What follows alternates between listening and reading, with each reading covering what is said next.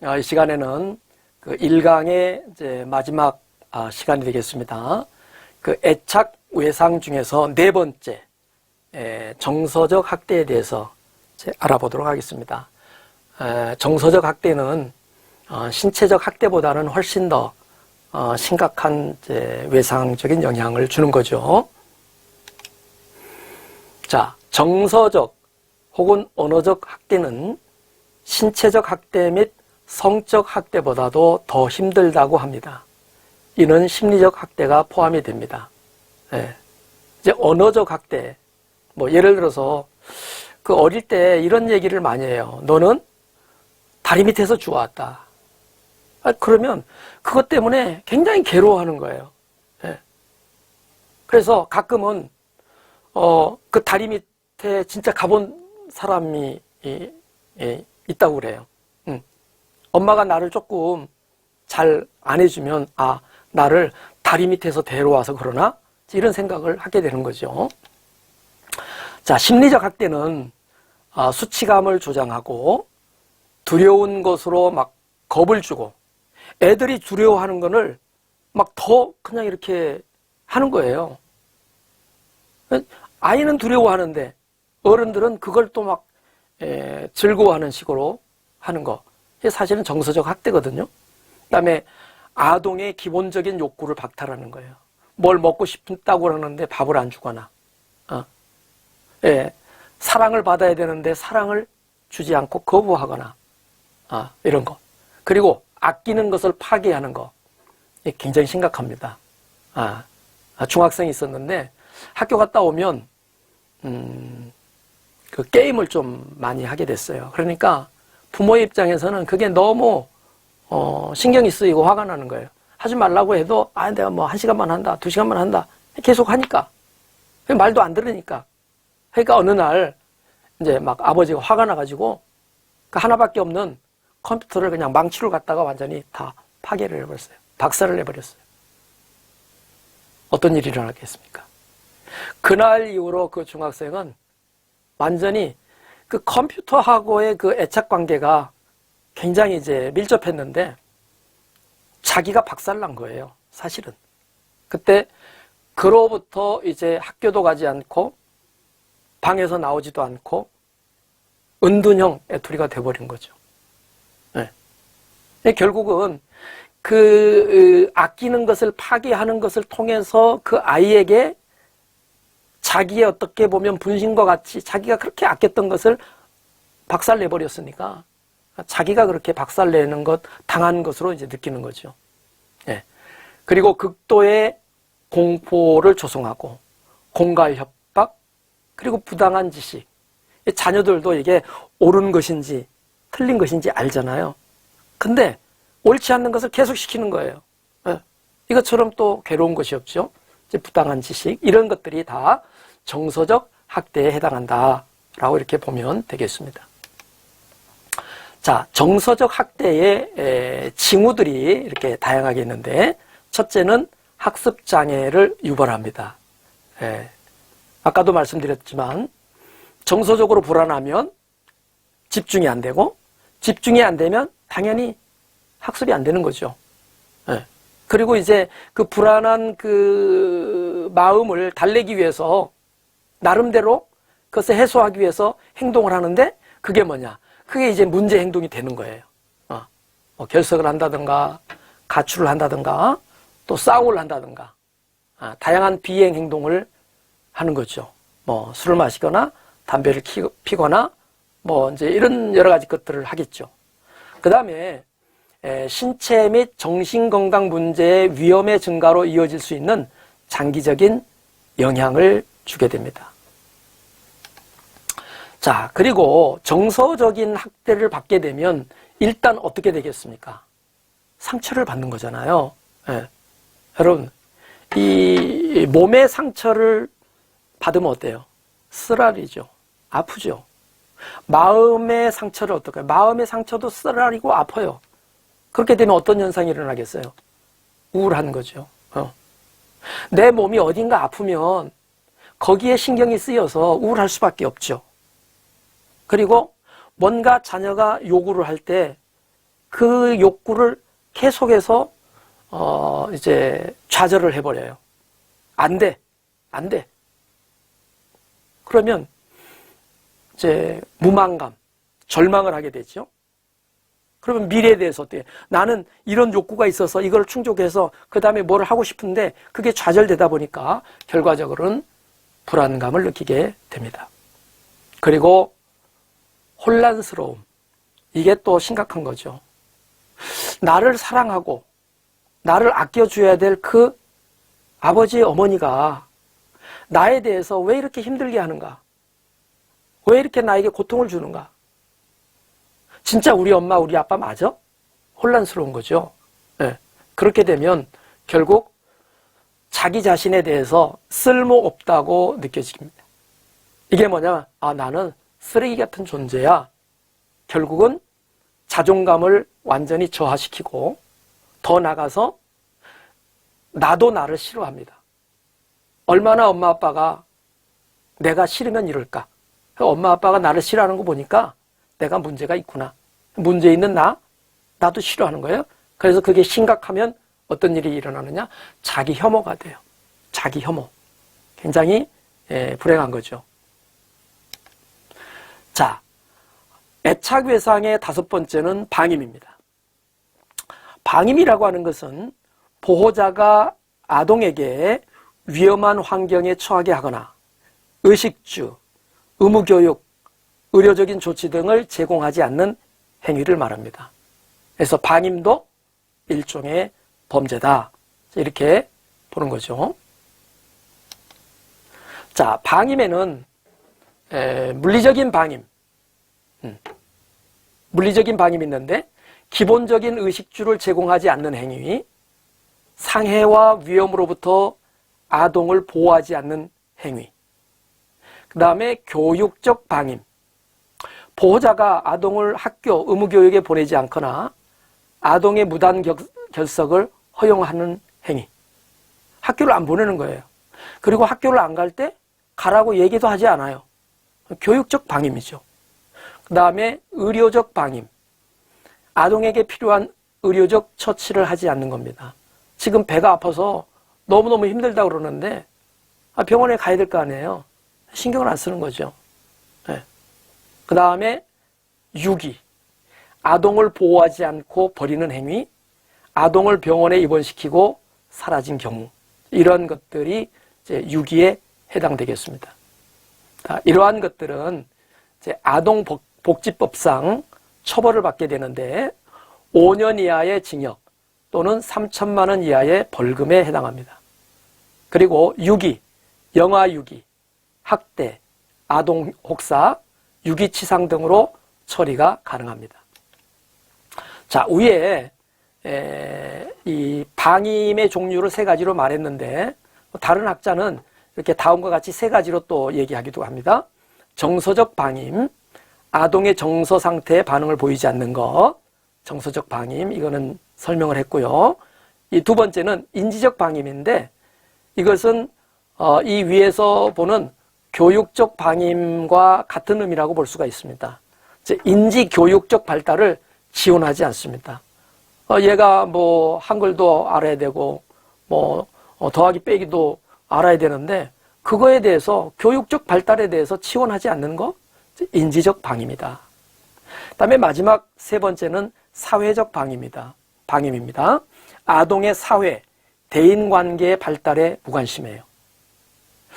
아동이 발달하기 위해서는 친구들하고 가서 놀면서 싸우기도 하고 또 뭐 이렇게 화해하기도 하고 그러면서 사회생활을 이제 배워야 되잖아요.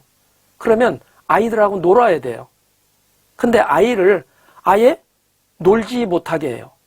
방에다 그냥 아예 가두어놔요. 그거는 대인관계 발달에 굉장히 무관심한 거죠.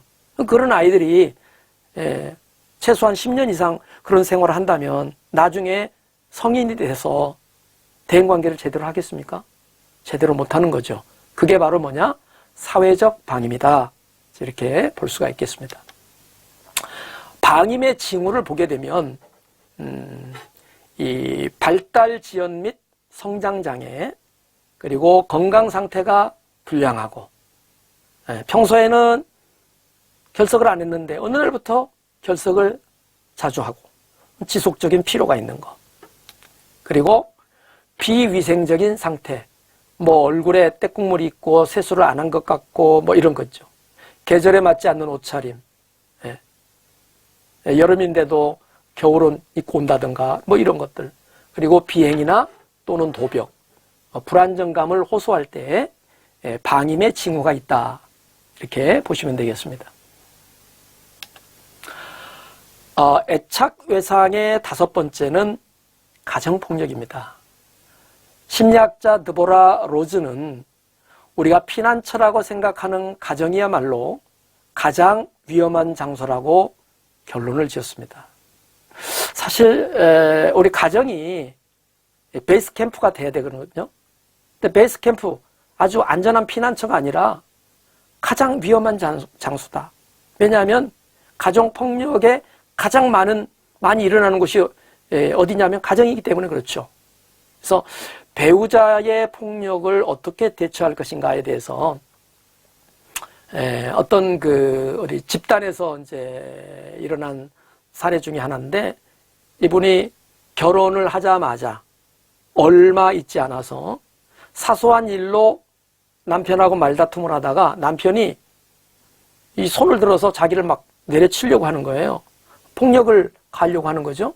그러니까 이때 이 아내가 남편의 손을 딱 잡으면서 아주 진지하게 그리고 단호하게 이야기를 했습니다. 당신 나를 지금 때리려고 그러는데 만약에 앞으로 다시 한번 이런 식으로 나에게 폭력을 가하려고 한다면 나는 그런 당신하고 더 이상 살 수가 없어. 이혼이야. 이렇게 선언을 했습니다. 그랬더니 그 이후로 다시는 그러한 폭력적인 행동을 하지 않았다라고 하는 본인의 그 경험을 얘기하는 것을 봤습니다. 굉장히 중요하죠. 그런데 그게 없이 폭력을 행하면 그냥 얻어맞는 거예요. 그러면 결국은 어떻게 돼요? 그것이 또다시 폭력을 하게 만드는 강화 요인이 되는 거예요. 그래서 폭력에 대해서는 아주 단호하고 진지하게 직면하고 대처해야 그것을 극복해 나갈 수가 있다라고 하는 것이죠. 자, 워커의 폭력 주기의 3단계입니다. 폭력은 이런 그 3가지의 그 3단계가 있다는 거죠. 첫째는 뭐예요? 사소한 일에서 점진적으로 긴장이 고조됩니다. 여러분 이제 가정에서 보면 아주 사소한 일이에요. 이 치약을 어디서부터 짜느냐, 화장실이 왜 이렇게 했느냐, 이불을 겠느냐 말았느냐, 아니면 청소를 하느냐 마느냐, 또 쓰레기를 분리수거할 때 왜 이런 식으로 하느냐, 이제 이런 것에서부터 긴장이 고조돼요. 그래서 자기의 뜻대로 맞지 않거나 마음을 상하게 하면 그때 이제 팍 터지는 거죠.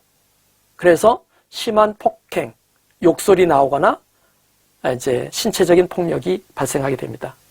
그리고 이제 3번째 어떻게 해요? 폭행 후에 아주 친절하게 뉘우쳐요. 내가 정말 잘못했다. 앞으로는 다시는 그렇지 않겠다. 그렇게 하면 또 그 말에 그래, 우리 남편이 저렇게 착한 면이 있는데 이게 욱하는 그 성격 때문에 그런 거지. 내가 용서해 주겠다. 용서를 해주는 거죠.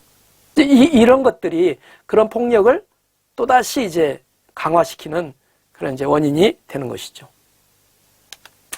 자, 가정폭력의 특성을 보면 이와 같이 한 4가지의 특성이 있습니다. 첫째는 뭐냐면 은폐되는 폭력입니다. 가정 내에서 아주 은밀하게 일어나고 때로는 사회적으로 묵인하기도 합니다. 이건 가정일이니까. 이런 식으로 해가지고 그걸 심각하게 생각하지 않는 경향이 있고, 반복되는 폭력. 지속적이고 반복적이에요. 한 번 하고 끝나면 좋겠는데 이게 한 번 하니까 뭔가 되거든요. 내가 한 번 화를 내니까 문제가 해결이 되거든. 그러니까 또다시 그게 반복적으로 강화되는 거죠. 그 다음에 순환되는 폭력. 세대 간의 전입니다. 대물림. 아버지가 자녀에게 폭력을 했다. 그럼 자녀들이 어른이 돼서 또다시 자기의 자녀들에게 그렇게 하는 대물림의 특성이 있다. 다음에 중복되는 폭력이라고 하는 것은 배우자에게도 폭력하는 사람은 자녀에게도 폭력할 가능성이 있고, 그리고 그런 사람은 자기 부모에게도 폭력을 행할 가능성이 있는 거죠. 이런 것들이 가정폭력의 특성이다. 이렇게 볼 수가 있겠습니다. 자, 가정폭력의 후유증에는 어떠한 것들이 있을까? 여기 보면 이제 아동의 경우를 보게 되면 일단 막 위축이 되겠죠. 그 다음에 학교 생활에도 부적응하고, 폭력 행동을 모방하고, 때로는 학교 폭력에 가담하기도 하고, 우울해하고, 가출하기도 하고, 또 공격성, 두려움, 문제 해결 능력 부족, 그리고 충동 자제력 부족. 그래서 자해 행동을 할 수도 있습니다. 사실 제가 그 자해를 하는 그런 내담자를 이제 상담한 적이 있는데, 막 팔을 긋고 이제 자기 어떤 이 허벅지를 칼로 긋고자 하는 그 충동을 견딜 수가 없어요. 그래서 긋는 거예요. 근데 그때의 감정이 뭐냐? 막 억울하고 화가 나고 이제 이런 거죠. 그럼 왜 화가 나고 억울하냐? 이게 이제 지난 날 동안 고등학교에 이르기까지 아버지와의 관계 속에서 억압된 그 가정폭력의 후유증, 신체폭력, 언어폭력 이런 걸로 인해서 이 속이 아직 가득 차 있는 거예요. 한 번도 대항하지 못하고 말하지 못하고 당하기만 했던 그 학생이 이 속에 온갖 복합적인 감정이 있는데, 그것이 이제 어느 날 너무나 이제 무기력하다 보니까 그 무기력함에 있어서 내가 살아있다는 느낌을 갖기 위한 방법 중에 하나가 자해를 하는 거예요. 그래서 팔을 긋거나 허벅지를 딱 그으면서 거기에서 나타나는 이제 그 피를 보면서 쾌감을 느끼고 안정감을 느끼게 됩니다. 가정폭력의 후유증 중에 자해 행동도 포함이 됩니다. 그 다음에 또 피해자는 자존감이 아무래도 저하가 되고, 무력감, 과도한 방어 행동, 심지어 자살 시도, 문제 해결 능력 부족, 우울, 두려움, 절망을 갖게 됩니다. 그래서 애착 외상을 초래할 수 있는 모든 종류의 그 아동의 학대는 신체적인 것이든 정서적인 것이든 성적인 것이든 이 모든 것은 성인기 외상적 애착 특징이다. 그러니까 어렸을 때 애착 외상을 당한 사람이 성인이 되면 그것이 어른이 됐어도 애착의 문제가 생긴다는 거죠. 네. 자, 스트레스가 이제 누적이 될 때, 그리고 그 스트레스가 심할수록 외상을 겪을 가능성이 높습니다. 이것을 용량 반응의 관계로 설명합니다. 이걸 이제 음주량에 비유를 하는데, 여러분 술을 마시면 마실수록 어때요? 점점 더 취해지겠죠. 마찬가지입니다. 스트레스도 이게 스트레스를 받으면 받을수록 그 용량에 따라서 반응하는 정도가 연관성이 있다는 겁니다. 그래서 용량 반응의 효과는 외상적 사건이 반복될 뿐 아니라 다양한 형태의 학대가 복합적으로 일어날 때도 발생이 됩니다. 자, 여기 보면 스트레스가 이제 특별히 외적인 원인과 내적인 원인 두 가지가 있겠죠. 그런데 그 스트레스의 구체적인 원인을 보면, 이 생활 양식을 보면 뭐 카페인, 수면 부족, 과로 이런 것들도 이제 스트레스 원인이 될 수 있고, 마음의 올가미, 기대와 과장과 경지. 여러분, 경직이라고 하는 게 뭡니까? 한 가지 생각밖에 안 드는 거예요. 다양한 방법이 있으면 어때요? 그건 유연하기 때문에 그 어떤 문제를 해결하는데 여유가 있어요. 근데 딱 경직돼 가지고 한 가지 생각에만 딱 꽂히게 되면 방법이 없다 보니까 굉장히 스트레스 받는 거죠. 그 다음에 개인적인 특성 중에 스트레스 되는 게 뭐냐면 이 완벽주의예요. 완벽주의. 예. 여러분 사람이 완벽할 수 있나요? 완벽할 수가 없습니다. 근데 완벽하겠대요. 왜? 어떻게 보면 그 완벽주의의 이면에는 자기의 어떤 열등감을 커버하기 위한 그런 심리도 있습니다. 그리고 완벽을 통해서 인정받고자 하는 그런 욕구도 있습니다. 그러다 보니까 뭐든지 완벽해야 돼. 근데 사실 완벽할 수가 없어. 그러니 내가 스트레스를 받는 거죠. 그리고 내가 스트레스를 받으면 내 주변 사람도 당연히 스트레스를 받게 되죠. 그 다음에 이제 물리적으로 소음이라든가 빛이라든가 그 공간을 어떻게 배치하느냐에 따라서 스트레스가 될 수도 있습니다. 그래서 주부들 중에는 뭐 봄이 되면 한 번씩 집에 어떤 가구라든가 이런 걸 조금 이렇게 배치를 바꾸기도 하죠. 그 다음에 사회적 무례함, 명령, 그 다음에 생활사건, 친족의 죽음, 실직, 출산 이런 것도 하나의 스트레스다라고 이렇게 볼 수가 있겠습니다. 자, 스트레스의 누적에 대한 외상 대처법입니다. 스트레스를 받지 않으려면 첫 번째는 뭐예요? 그런 스트레스 상황에 노출되어 있는 것을 피하면 돼요. 근데 우리가 또 그렇게 살 수는 없죠. 불가피하게 피할 수 없는 스트레스 상황에 들어갈 수가 있어요. 그럴 때는 그것을 바람직하게 대처할 수 있도록 하면 되죠. 어떻게 대처하느냐? 이제 사람에 따라 다양한데 어떤 사람은 스트레스 받으면 먹는 걸로 풀고, 어떤 사람은 잠을 자기도 하고, 어떤 사람은 여행을 한번 갔다 오면 스트레스가 해소가 되기도 하고, 때로 이제 저 같은 경우는 과거에 그런 적이 있어요. 뭔가 막 스트레스를 받았어. 그러면 그거를 다 글로 적어내면 그 스트레스가 좀 해소되는 그런 경우를 저는 경험했습니다. 사람마다 나에게 적절한 스트레스 대처법이 뭔가를 본인이 이제 찾아야 되겠죠. 그래서 요즘의 시대에는 스트레스가 워낙 많다 보니까 스트레스에 관련된 책들도 참 많이 있습니다. 그래서 뭐 킬러 스트레스, 그 다음에 스트레스 대처법으로 내 몸을 살린다.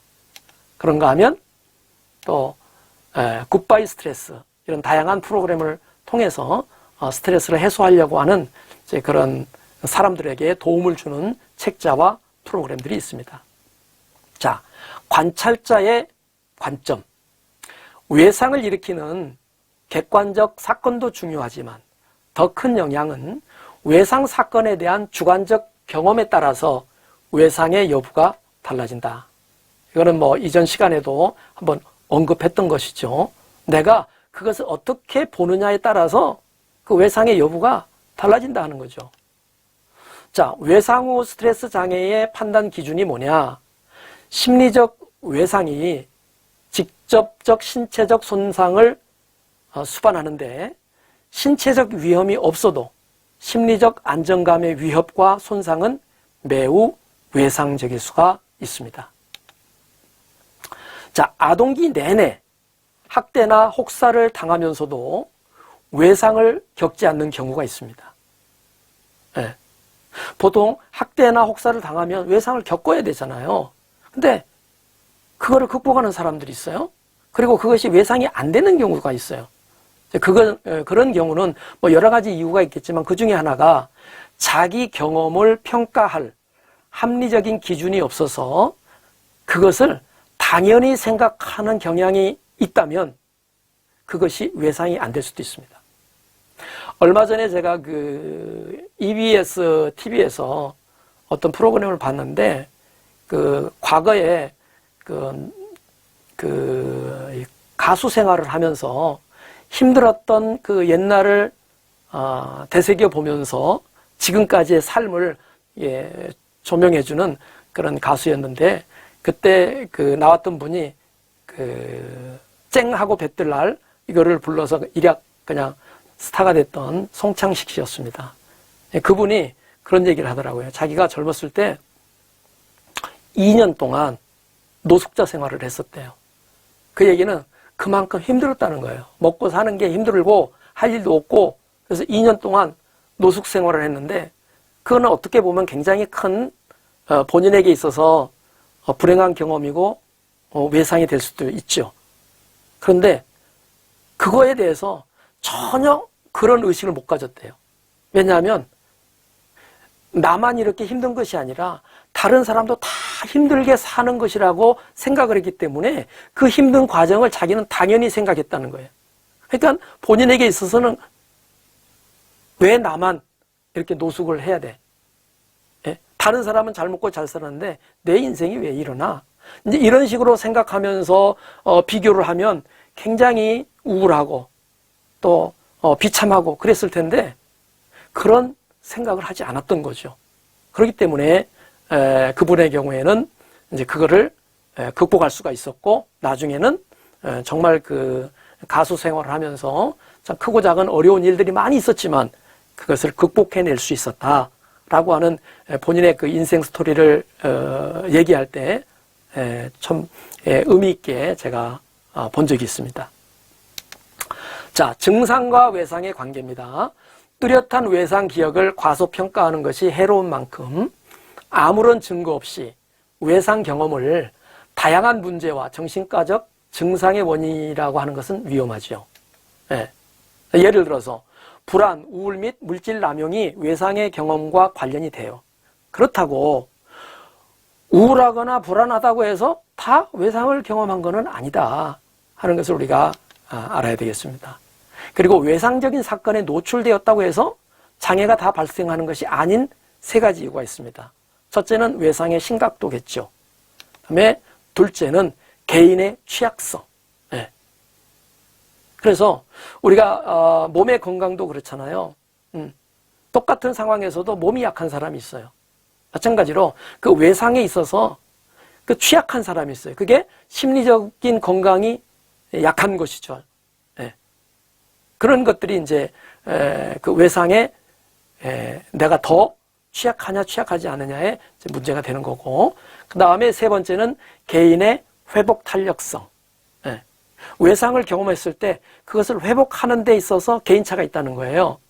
예를 들어서 보면 부부싸움을 하면요, 뭐 한두 시간 뒤에 그냥 풀어지는 그런 부부도 있는가 하면 꼭 하루가 지나야 풀어지는 부부도 있고 3일이 되어야 풀어지는 부부도 있고 일주일, 심각한 경우에는 몇 달을 가는 부부가 있습니다. 그건 뭐냐면 회복 탄력성이 그만큼 약한 거예요. 그러면 그런 사람들은 다른 외상이 왔을 때도 회복하기가 굉장히 힘들겠죠. 취약한 것이죠. 네. 자, 이렇게 해서 이번 시간은 다 마치도록 하겠고요.